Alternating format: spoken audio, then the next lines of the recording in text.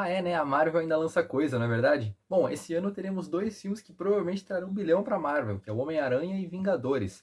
E pode até me julgar, mas eu tô até empolgado com eles, porque o Homem-Aranha e o Thor são os meus heróis favoritos da Marvel, e teremos os dois de volta no cinema esse ano, não tem como não ficar empolgado. Porém, esse vídeo é para falarmos sobre o Thor, o que podemos esperar sobre ele no filme Vingadores Doomsday. A trajetória do Thor no MCU é uma coisa meio curiosa, porque cada vez que lançava um novo filme ficava... Veja como massacraram meu garoto. O que acontece é que ele passou de um estereótipo de herói shakespeariano, que até o Homem de Ferro zoa ele no primeiro filme por causa disso, aquela luta na floresta, chegou no seu ápice ali no Thor Ragnarok e no Vingadores Guerra Infinita, depois virou um bobalhão no Ultimato e a gente virou uma piada completa no Thor Amor e Trovão. Esses trailers que foram divulgados do Vingadores são bem curtinhos, são só para dar uma noção de quem que tá aparecendo e até um pouco dizendo como eles vão agir. Por exemplo, nesse do Thor a gente viu ele com a filha do Carniceiro de Deuses e depois ele rezando para Odin, pedindo forças para que ele enfrente essa situação nova, essa nova ameaça que está por vir. E aqui a gente vê o Thor no ápice de novo, naquele questão do visual. É aquela armadura preta, é o Stormbreaker, ele com o cabelo curto de novo, tudo mais. Então, eu acho que ele vai caminhar naquela direção que o Vingadores Guerra Infinita levou ele, que foi a melhor, na minha opinião, e a opinião de muita gente, a opinião de que a cena do Thor chegando em Wakanda é a melhor cena do filme. E eu tava muito empolgado naquela hora. Todo mundo sabe que o Thor da mitologia nórdica e o Thor da Marvel são diferentes. E isso não é o problema, porque estão adaptando um mito de um deus nórdico, trazendo para um super-herói urbano. Então, por mais que tenha os arcos em Asgard e tudo mais, ele passa muito tempo nas cidades. Então, é necessário uma certa adaptação. Então, aqui a gente tem essa mistura do ser mitológico com um código de cavalaria medieval, não é meme. A gente vê, por exemplo, as regras do Mjolnir são completamente diferentes, porque na mitologia nórdica não tem nada a ver com dignidade o Mjolnir. O Thor impõe o Mjolnir porque ele é forte, porque ele tem força para poder carregar o Mjolnir. Ele é o deus mais poderoso ali daquele meio. O que acontece quando ocorre o Ragnarok e ele morre pro Jormungandr, né, aquele cobrão filho do Loki, é que o martelo vira a herança dos filhos dele, que é o Magni e o Mod. Um dos filhos, né? Um dos. Que sobrevivem ao Ragnarok. Porém, é dito que eles precisam empunhar o Mjolnir juntos. Eles não conseguem carregar sozinho como o Thor carregava, entendeu? Não tem nada a ver com dignidade ou coisa parecida. Isso aí é coisa do filme e fica legal. Thor na Marvel, tendo esse fato de ter de ser digno, ter de ser justo para carregar o Mjolnir, fica bem legal. Porém, é interessante que o Stormbreaker ele segue uma regra parecida com a mitologia. O Stormbreaker tem a ver com poder, tem todo aquele diálogo deles construindo lá o Stormbreaker e tudo mais.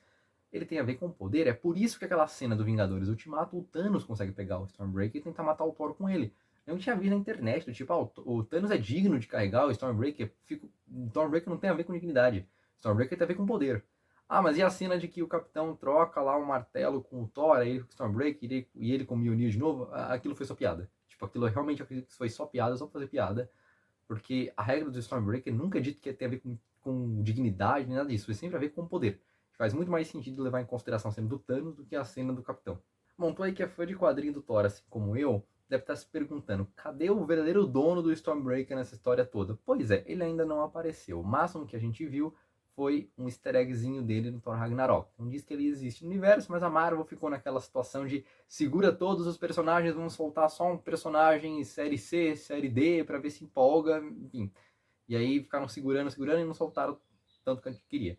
Então, Bill Raio Beta. Esse personagem ainda nunca apareceu, ainda nunca é bom, né? Ainda não apareceu, mas ele é o verdadeiro dono do Stormbreaker. Quem é Bill Raio Beta? Ele foi criado por Walt Simonson, uma lenda dos quadrinhos do Thor. Que, pasmem, esse alienígena com cara de cavalo não é vilão. E ele é tão digno quanto o Thor e pode erguer o Mjolnir. O que acontece? Existe todo um simbolismo por trás dele.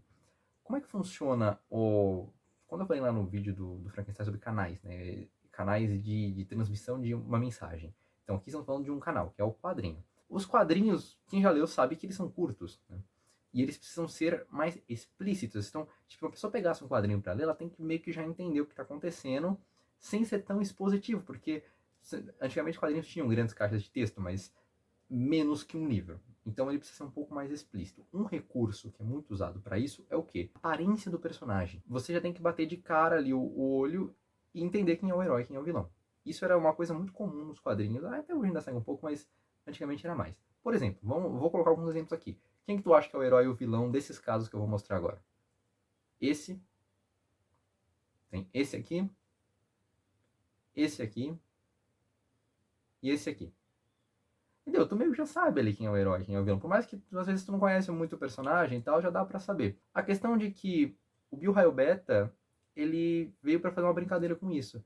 Que ele é um personagem feio. Ele é um grande cavalo, esquelético. Porque, inclusive isso é porque o criador achava o tamanho e o formato do crânio do cavalo interessante. Por isso ele colocou isso daí. Só que gera uma, vamos dizer, uma quebra dentro do simbolismo. Porque o personagem que é feio, esquisito, meio monstruoso, tem o coração puro. É digno de erguer o Mjolnir. E isso é bem interessante. Tanto que ele usa por um tempo o Mjolnir, e depois é o Odin que convoca o Aither, que é o anão lá, que constrói o Stormbreaker para ele. Então o verdadeiro dono do Stormbreaker é o Bill Beta. E ele é um pouco diferente, dá uma olhada na foto dele. Ele é menor ali também, ele é muito parecido com o Mjolnir, ali a aparência é um pouquinho ali diferente, mas o tamanho é meio parecido, e ele tem a pontinha de machado. Sendo muito honesto, o Stormbreaker do cinema eu acho bem mais legal, porque ele realmente difere, e ele tem essa característica do poder, não da dignidade. Então é bem interessante essa questão do Stormbreaker do cinema. E aí que tá, quais personagens que envolvem o Thor podem aparecer desses grandes dos quadrinhos? É difícil dizer, porque eu acho que o Bill Beta não aparece ainda. Eu acho que se o Thor emplacar desse jeito, que eu acho que vai emplacar, eles podem lançar algumas coisas envolvendo o Bill Beta depois, não nesse momento. Porque o Thor é um dos personagens, um dos vários personagens do cinema que não foram devidamente explorados quanto mereciam. E o que é bem triste é que vários arcos importantes do Thor nos quadrinhos já foram desperdiçados. Então, o Ragnarok já foi desperdiçado, o Carniceiro de Deuses já foi desperdiçado, os Elfos lá de Svartalfheim já foram desperdiçados, né, que é o Thor 2. Então, tipo, a gente fica naquelas, quem mais eles vão ter que trazer? O único ali, vamos dizer, bem aproveitado foi o Loki, mas o Loki é outra situação, é outro rolê. Então, é meio complicado saber quem que vai aparecer nessas questões de personagens importantes do arco ali do Thor. Agora sobre a filha do Carniceiro de Deuses, a filha do Gore, o que a gente pode esperar dela? É um tanto incerto, tem até um palpite. A Marvel passou os últimos anos basicamente substituindo os heróis por outras versões. A gente teve a Coração de Ferro, teve o Capitão América Sam Wilson e tudo mais. E eu imaginei que o Thor ia seguir mais ou menos por isso, mas não com a Jane Foster, porque nem nos quadrinhos ela substitui, mas já meio previsto que o Thor ia voltar, porque naquela época do All New All Different, né, que é a época do Thor indigno, o Thor não morre. Ele tá indigno, mas tá na cara que ele vai voltar, porque a Jane Foster ainda tá morrendo de câncer e tal, então aí não tá muito preocupado. Apesar de não gostar do arco da Thor, o arco do Thor indigno eu acho legal, e tava na cara que ele ia voltar. O que a gente vai esperar disso? Eu imaginava que eles iam pegar essa personagem e dar um jeito depois de substituir o Thor. Então tira o Chris Hemsworth e coloca essa personagem sendo uma nova Thor. Porém, essa substituição dos heróis dos Vingadores clássicos, dos Vingadores, eu vou chamar de originais pro filme, eu sei que não são os Vingadores da formação original dos quadrinhos, né, a formação original dos filmes, então esses Vingadores, iam substituir por outras versões. Ninguém gostou, ficou uma bosta, os últimos filmes da Marvel estão bem ruins, a Marvel não tá mais naquela época de 2019, então eu acho que eu tenho que mudar de estratégia. O que eu particularmente acho que vai acontecer?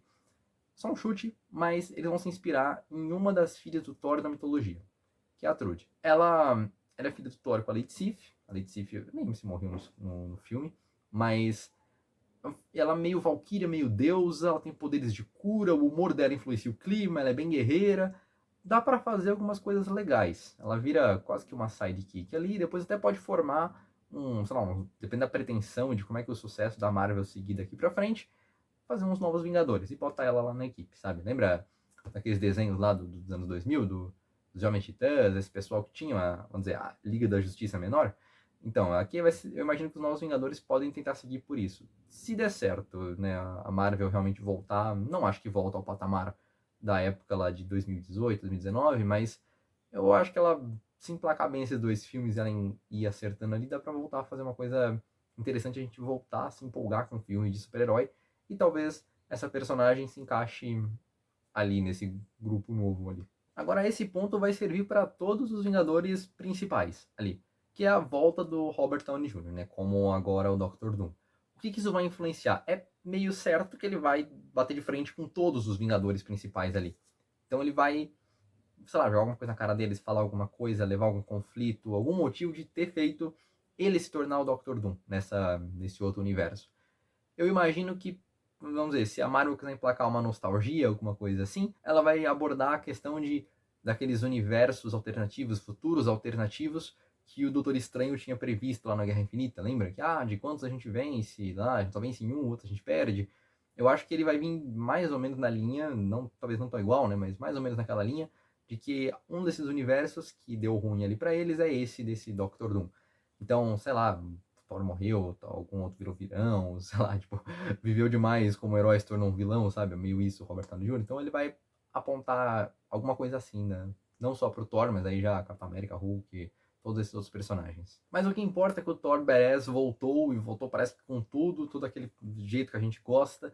E eu espero que ele continue dessa maneira, com uma mistura do herói mitológico com a moralidade da cavalaria medieval. Isso seria incrível se eles continuassem nessa linha. Pode deixar ele meio estúpido, de novo, ele é até meio estúpido na mitologia, e é bem legal, do tipo, que a gente viu no Guerra Infinita, ele chamando o Groot de árvore, o Rock de lebre, esse tipo de coisa de uma pessoa meio estúpida, né, agindo ali, na maneira como ele estava agindo. Eu espero que mantenham isso, porque isso funciona muito bem como trazer um mito para o presente. Isso é bem interessante. Não foi a única vez que aconteceu isso. Um outro exemplo disso é, vamos dizer, o Professor Tolkien. O Professor Tolkien fez isso. O que é o Aragorn? Ele é como se ele pegasse os mitos do mundo antigo, aqueles heróis mitológicos como um Beowulf, um Siegfried, e elevou a um patamar de santidade, que é o Aragorn. O Thor é mais ou menos isso, ele eleva, vamos dizer, o guerreiro a um paladino, uma coisa mais ou menos assim. Enfim, eu espero que vocês tenham gostado, nós vamos ficando por aqui, nos vemos nos próximos vídeos, não esqueçam de comentar o que acharam, e o que vocês esperam do Thor ou de outros personagens que venham a aparecer aí nos filmes da Marvel agora, e principalmente no Vingadores. Vou ficando por aqui, deixem um like, se inscrevam no canal, fique com Deus e até mais, ao Wiedersehen.